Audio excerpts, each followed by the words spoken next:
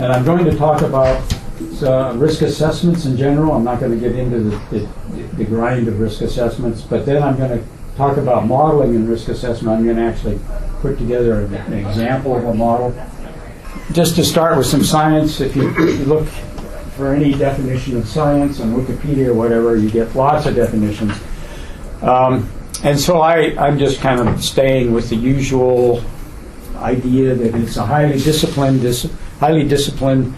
pursuit of the truth, in this case relating to natural phenomenon, where scientists retain, hopefully, an open yet skeptical mind, non-prejudicial. Doesn't mean that they're not enthusiastic about what they're doing, but employ non-fallacious logical reasoning and truthful search for and rendering of facts, so understanding what a fact really is and nurturing them as much as possible. So science and risk assessment are used as a cornerstone now of a lot of government policy, employing what they call the best available science, and we'll talk about what available means too in a minute. So risk assessment involves risk, and risk very simply is the probability of an event taking place in some time interval. Probability is measured quantitatively from 0 to 1. Some people say from 0 to 100%. That's fine. It involves integration of a huge diversity of well-researched data using a systematic framework to identify components of disease and disease causality to really come down to what are the likely elements of risk and what factors predict ups and downs of risk. And in doing this, it must be done in a very rigorous science-based case. Now, several decades ago, when risk assessment first kind of came into being, there was concern that these risk assessments were being manipulated to fit the policy that was desired. And stakeholders, and this was primarily in the area of chemical industries and pharmaceutical industries, were concerned that they needed some safeguards to protect against distortions in these risk assessments by policymakers. And as we see as we go along, it's very easy, especially in modeling, to tweak some of these assumptions to get the answer that you would prefer. So the National Academies of Sciences was approached, this is clear back in 1983, and asked to produce some guidelines for risk assessment, which they did, and it's called the Red Book. It's available online, it's free, it's been updated quite often since then, but it provides a general framework and ideas for risk assessment. So this, I'm not going to get into all the weeds here, but the main thing in risk assessment is, at least in my mind, is that you have a huge amount of research that goes into examining the components of risk assessment. Hazard assessment identifies the agent or agents, identifies what effects those agents have and the mechanisms that are important, and begins to identify causality. Now, causality in this term can be lots of things. Stress, weather can be causality. A virus can be causality. A bacteria and a virus can be causal.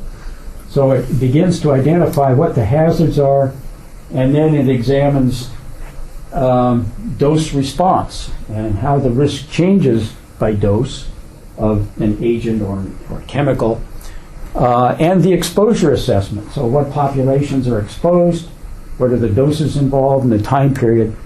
So in the context of bighorn sheep and domestic sheep, we want to know what the exposure assessment is for bighorn sheep being exposed to domestic sheep, vice versa.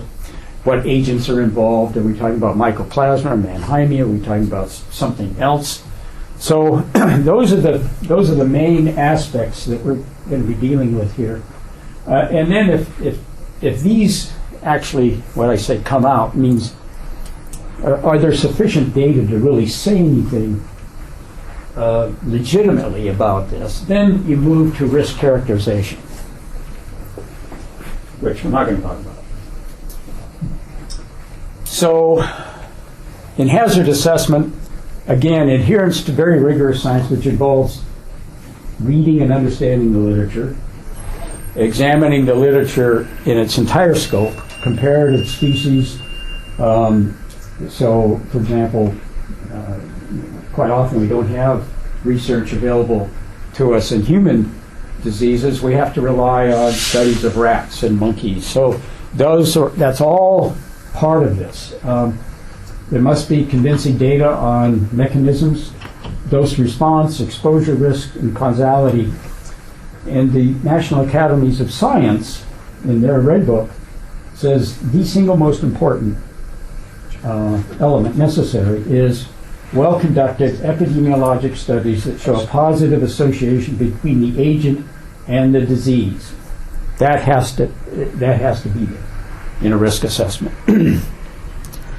Now, it's been said that if we don't have those data, then don't even start doing a risk assessment. Don't even bother, because it's not legitimate. Now, a lot of risk assessment involves models, so I'm going to start talking about some models in general now. So the first thing to know about models is they're all wrong. Some are less wrong. Some of the best models in the world are weather prediction models. And even we recognize that they're not infallible.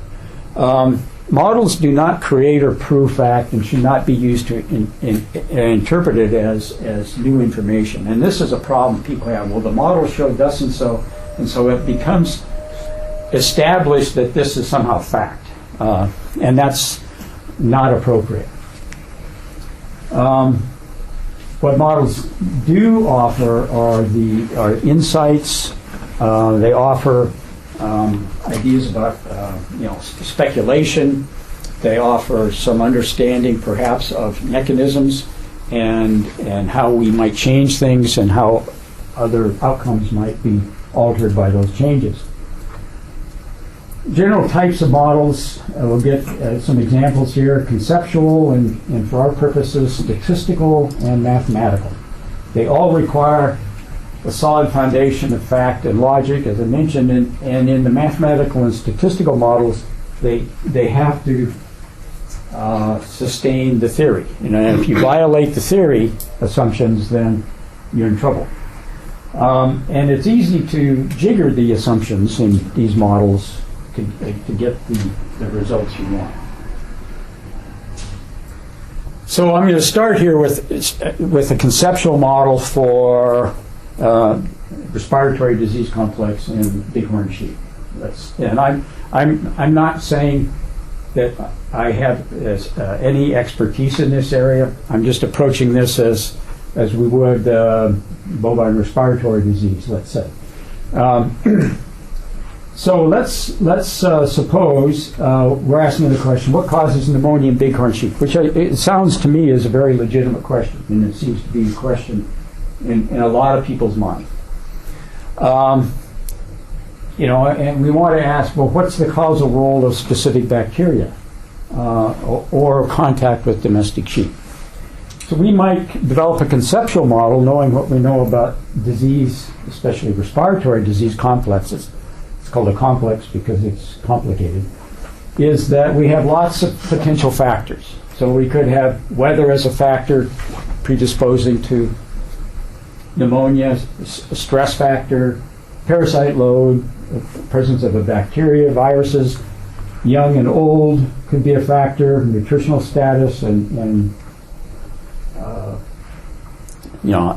basically body condition scoring, domestic sheep contact perhaps, and there's probably lots more we'd like to throw in the pot as a conceptual model.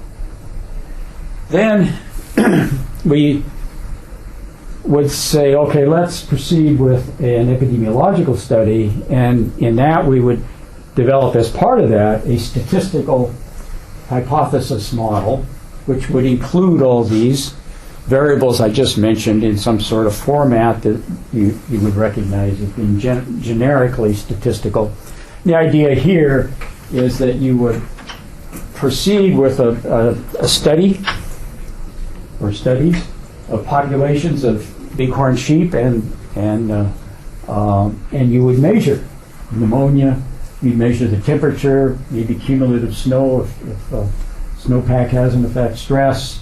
You'd have various metrics for these factors. You'd measure them, follow these animals over time, examine their contact with domestic sheep, so you would have a domestic sheep factor in there.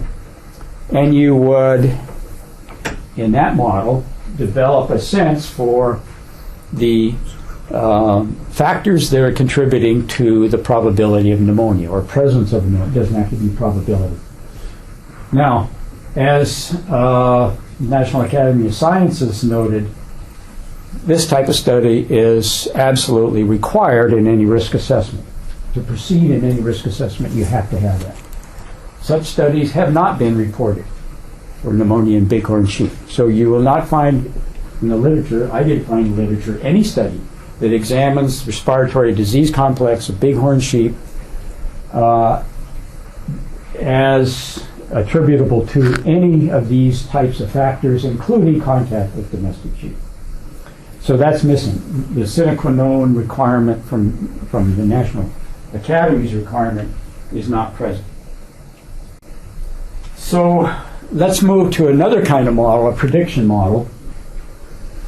And that type of model is asking something a little different. It says, what is the probability of some specified event taking place during some time period? And this requires well-established causality. So it requires all these epidemiologic type studies in their data in order to proceed with this. So again, we develop a conceptual model and then move to a biological model and then a mathematical model. And here, again, probability, so you have some sense for what the numbers mean later on, goes from 0 to 1, or if you want to make it percentage 0 to 100%. So our conceptual model, let's start with a conceptual model. And let's say we are interested in predicting the probability of an agent transmission after a person enters a room with a bunch of other people. And a couple of these people, or some of these people, are infected with this agent. Some might be shedding and some might not be shedding. Now, if you want to make this analogous to the bighorn sheep issue, you could say, well, this is a bighorn sheep over here, it's on a foray, wandering away from its home range. And this is a domestic sheep allotment in Payette or Snow Mesa. So we're interested then in coming together with a biological model first to begin to put a framework to this. The standard biological approach to infectious disease, not the only one, but the one used most commonly and most accepted, is what's called a disease transition state model. And here we have the susceptible individual becoming exposed through contact, and the agent is transmitted, they become infected, and then they go through these stages of infection, the latent period, and there's others, moving into sometimes a clinical period, and during that time they may or may not shed this agent. And they can recover, become immune, either a carrier or non-carrier, or they can die. So this is just some hypothetical agent, and we need then to know what event states must take place in order for agent transmission. So the first thing is that the person, in this case the one entering the room, must be susceptible, so that person must not be infected. Second, that person must contact another individual. They must make contact with someone in that room. If they don't make contact, there's no transmission. That individual that was contacted must be infected. If they contact a non-infected person, no transmission takes place. That infected person must be shedding the agent. So if it's not shedding the agent, no transmission. And if they're shedding the agent, it must be shed at a dose that is sufficient to infect a susceptible person.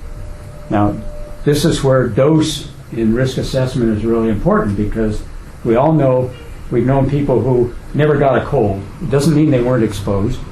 It means that they just had some innate susceptibility to that, even though they hadn't been infected prior. So dose is an important aspect of all of this. Now, what we have is each of these transition states, and now I've assigned some probabilities. So where did I come up with these probabilities? Now, presumably, I would have spent a long time well, I guess it would be a library, now you do it online, identifying the literature and all the studies and doing my own studies if necessary to come up with these estimates. So I will have gone out and found that 90% of the people entering the room were not infected. And that I did a number of studies showing people going in and out of rooms, and 20% of the time they made contact with somebody. And of those that they made contact with, 10% were infected, 50% of those were shedding the virus, I say virus, agent, 50% were shedding at an infectious dose. So I would get this from the first part of that risk assessment involving all the research, dose, and as well as the dose assessment. So then the probability of transmission is simply the product of all those probabilities. I multiply all those together, and I get, again, this fictitious number, which in this case would be 1 in 222. So if this type of person entered the room 222 times, they'd become infected, but on average or probability.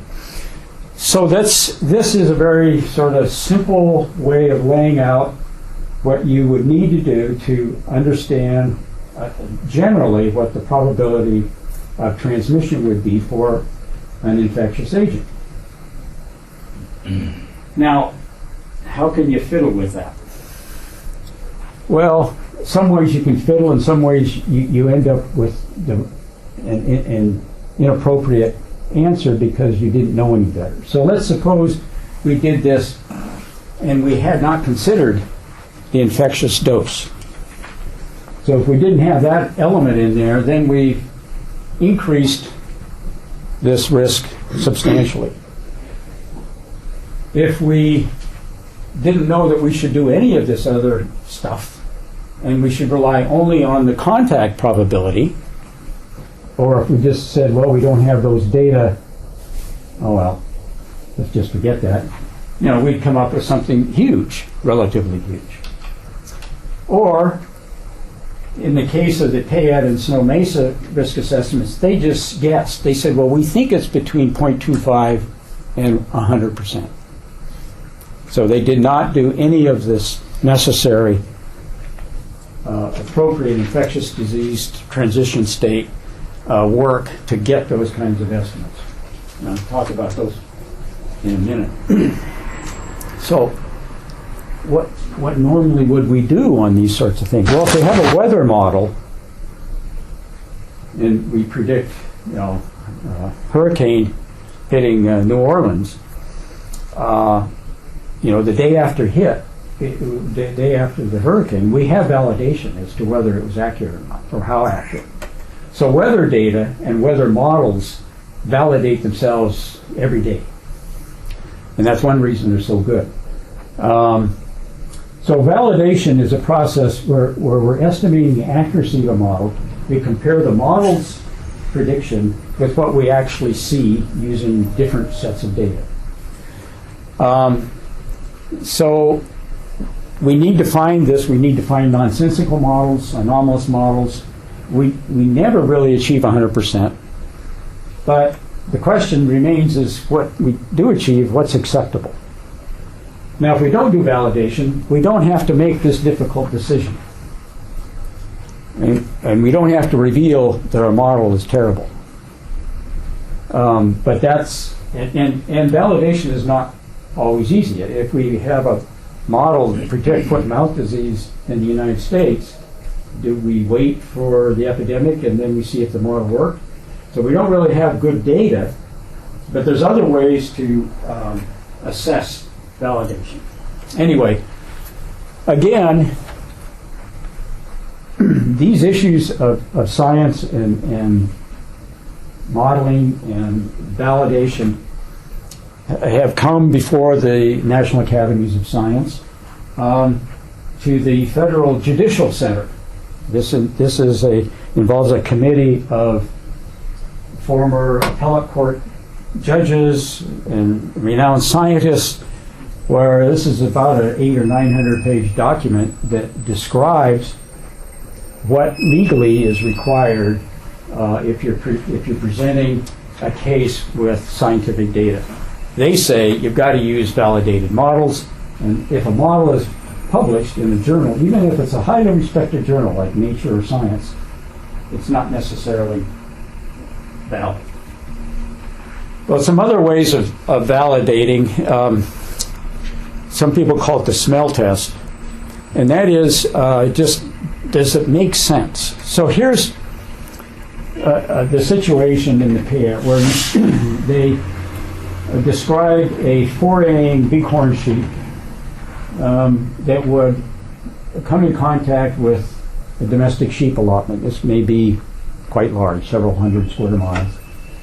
And what their model is saying is as soon as that bighorn sheep steps over that allotment line, it comes in contact with an infected, shedding, infectious dose domestic sheep, and the probability of transmission is 100%. Now, that does not pass the smell test. So they did not in any way indicate what the location of the sheep were at that time. So there's no way of knowing if they came within a mile of these domestic sheep. What's worse is during the months when there were no domestic sheep in the allotment, they still predicted 100% transmission. So we know this it doesn't pass the possibility test. It's impossible. So enough for the models. Now let me just get on with a little bit of the other science. And in the beginning, I mentioned that science is a practice that involves honest rendering of facts. Here is a statement of fact used to justify the Snow Mesa risk assessment. It talks about the extirpation of bighorn sheep due to respiratory disease which can be transmitted by domestic sheep or goats. Which can be transmitted by domestic sheep or goats is a statement of fact. Cites Besser and Cassier. Now, so what do most people do in this situation when they read that? They accept it. Most people do not find Besser and Cassier and actually read it. If you read those studies, you would find that neither study examined any domestic sheep. There were no data on domestic sheep in the study. They didn't collect any, they didn't have any subject of domestic sheep. They didn't examine any transmission. So this statement is not supported by these publications. And that's a real sin in science. More important, or as importantly, it tells us something about their understanding of infectious diseases. Infectious disease, especially respiratory disease complex, is not transmitted. There can be agents transmitted, but the diseases themselves are not transmitted. So if you imagine a disease complex that involves stress, bad weather, older animals and younger animals more susceptible, you do not transmit those attributes. You transmit the agents or not. So this tells us that there's a problem. And there's a clear obfuscation of the truth here. Now, I talked earlier about science not using fallacious logic. There are many different kinds of fallacies that we can let ourselves become engaged in and accept. One is so common it actually has a Latin phrase, post hoc ergo propter hoc. After this, because of this. An example, I observe a bike rider who later develops cancer, therefore bike riding caused his cancer. So that we would say that and say, well, obviously that's not logical. Another common one is correlation equals causation. A classic example of this is if you examine data in post-World War II, you find that the export of steel ingots went up 99% correlated with the birth rate in the United States. And so you could conclude that export of steel ingots had something to do directly with birth rates or fertility. So the problem here is you get incorporation of this fallacious thinking that into people's mind that fosters a deceptive and illogical conclusion, and we can't break away from it. So what's an example here that was used in these risk assessments? One that is used a lot. I just couldn't believe it. I observed a domestic sheep near a bighorn sheep, and later the bighorn sheep develops pneumonia. Therefore, domestic sheep transport pneumonia to bighorn sheep. This was very common. This was at the core of some of their argument. Weeks of commingling bighorn sheep and domestic sheep in a highly confined, stressful condition was correlated with an observation of pneumonia in bighorn sheep. Thus, on range conditions, domestic sheep transmit pneumonia to bighorn sheep. When in fact, these studies probably did more to say something about what stress, the factor stress, as a causal agent, if you want, or factor in pneumonia, more than domestic sheep. Okay, so just kind of summarizing a little bit here, what are some of the conclusions? How did these risk assessments fare? Well, they didn't have any epidemiologic studies of bighorn sheep respiratory disease, which is the single most important element identified by national academies. There's also no hazard assessment. None of those mechanisms, understanding of the disease process, causality, no exposure assessment. We don't know. We don't have any data indicating what the exposure of domestic sheep to bighorn sheep was. We just assumed some values as much as 20% or 100%. There's no epidemiologic studies for what they thought might be the causative agents. Mannheimia hemolytica was the causative agent. Forest Service considered to be causal in the Payette Risk Assessment, but Mycoplasma pneumoniae was what the same Forest Service thought was the problem in Snow Mesa. So they've changed their mind. I'm not sure why, but they sort of switch back and forth. No dose response assessment and no validation of these models at all. Okay, so I thought I would just mention a couple other flawed models in risk assessment historically, and maybe some that are ongoing. It was mentioned at this morning's session that millions of head of cattle or livestock in general were killed in the UK epidemic of foot and mouth disease in 2001. And that was based on a flawed risk assessment model.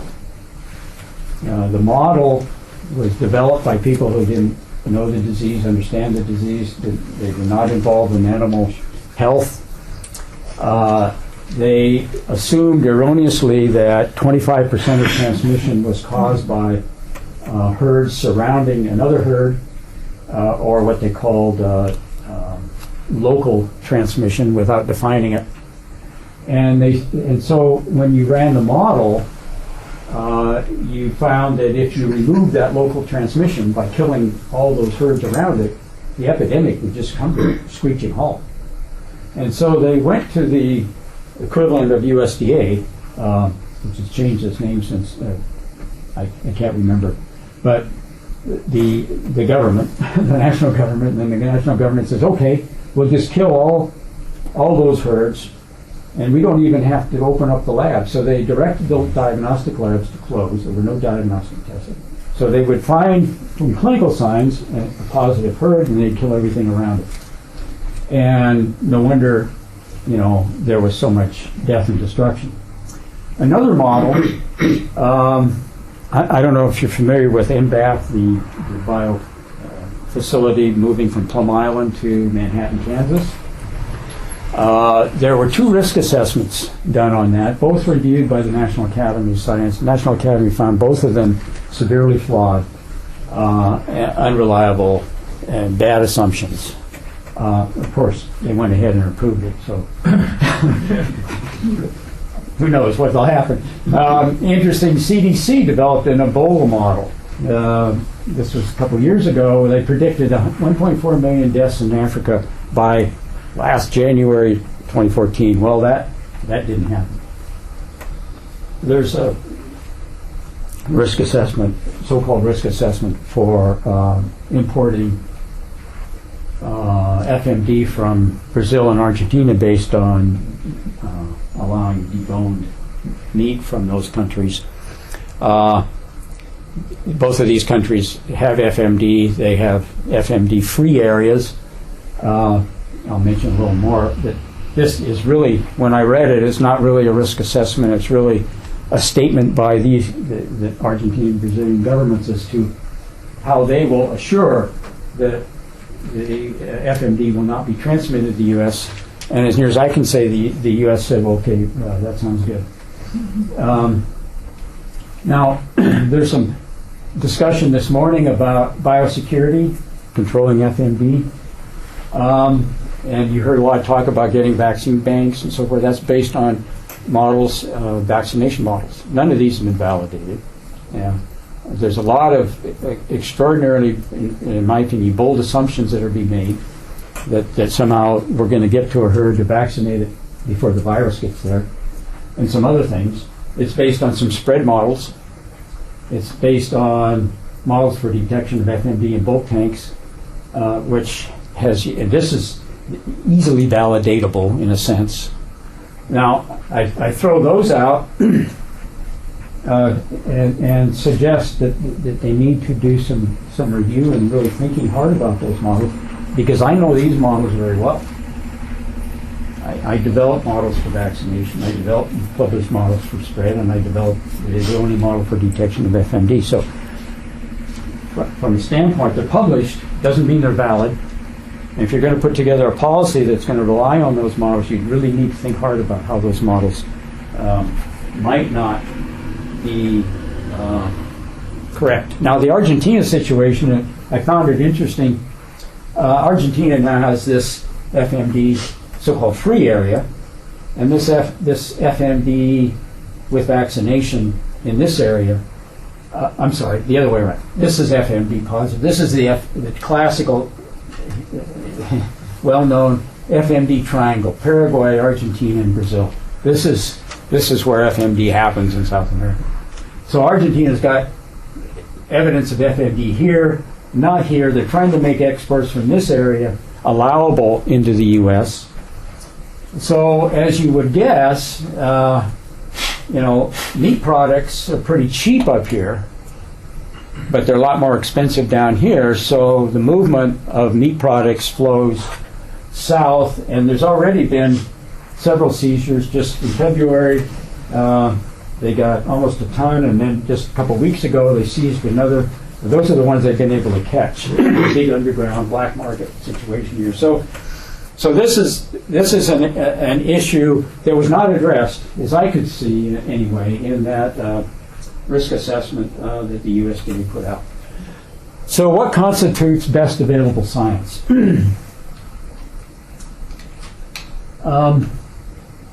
So So, and I guess I'm thinking as a society, and we kind of rely on this, but more importantly right now as an industry, what does the industry do? How do you know if you've got the best science and available to whom? Is this available only to the Forest Service? And the better science was available to everybody else? So it's really unclear to me how we should interpret this statement, which appears to be, it's repeated probably hundreds of times in these risk assessments. So it really has some meaning for the Forest Service and USDA and apparently to legality of this. But clearly, in my opinion, the best available science was not applied. And I'm thinking of best available broadly. And I think the question here to the industries, which depend extensively and dearly on these policies, is that they should try to understand the policies and what they're saying and the science underlying them. So how do we deal with this? Probably the most important item up there it should be up there, is not, and that's education. Going back and educating our young scientists as to what science is about, what their obligation to society is, uncovering the truth in a dispassionate, although not non-curious way. You can put your passion into the pursuit of truth, but not into the deviation of truth. But there's other ways. Getting a better review system. So the review system that we have in journal publications is not particularly good. It can be a crony system. You send it to a journal with your former graduate student as the editor. It's going to be accepted. And I've seen some really pathetic reviews, not more than a paragraph sometimes on some very complicated papers. But I think there needs to be an outside independent review, not only of proposed policy that relies on risk assessment data, but also on existing policy that is relying on data. I don't know how you go about doing that. Resolutions, congressional action. Of course, it's going to cost money. But what's the argument? You want to do it right or not? So